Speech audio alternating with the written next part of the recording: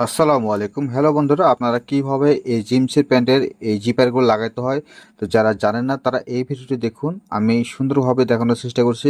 এইভাবে সেলাই দেওয়ার পর এটাকে উল্টা নেবেন। তো উল্টানোর পর এই সাইডের দিকে আবার সেম ভাবে বাতা করে আপনারা সেলাইটা দিয়ে নিতে হবে।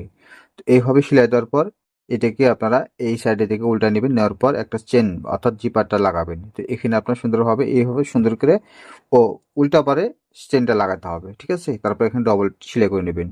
তো সেলাই করা হয়ে গেল। এখন এটাকে সুন্দর করে এই সাইডের দিকে এখন বরাবর সেলাইটা করে নেবেন, আর এই সাইড নিচের দিকে আসলে এখানে সুন্দরভাবে রাউন্ডটি করে নেবেন।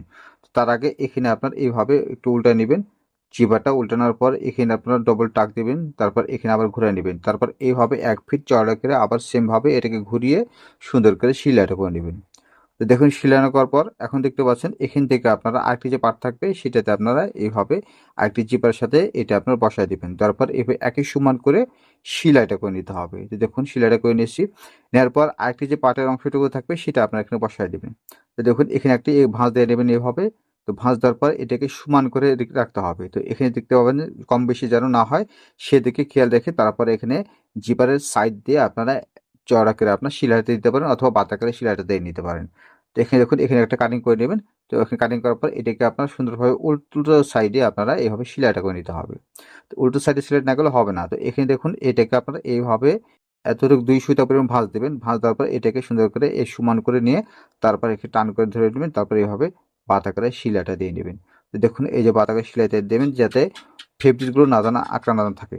তারপর এইভাবে সুন্দর করে এখানে একটু ডবল টাকগুলো দিয়ে নেবেন এইভাবে। আপনারা চাইলে খুব সহজে এই প্যান্টিসগুলো শিখে নিতে পারেন। দেখুন সুন্দর একটা টিপস আপনাদের মাঝে শেয়ার করতেছি। তো এই ধরনের টিপসগুলো আমি প্রতিনিয়ত এই ভিডিওতে আপলোড করে থাকি এবং এই ভিডিওটি আপনি ফেসবুক এবং ইউটিউব চ্যানেলে পেয়ে যাবেন। দেখুন এখানে আপনাকে সুন্দরভাবে টাকগুলো দিয়ে নিতে হবে। তো টাকগুলো দেওয়া হয়ে গেল। তো দেখুন দেখতে পাচ্ছেন এখানে কাটিং করে নেবেন। তারপরে দেখুন এই চেন লাগানো খুব সহজে আপনারা কাজগুলো করে নিতে পারবেন। তো এই ছিল আজকের ভিডিও। ধন্যবাদ সবাইকে। আসসালামু আলাইকুম।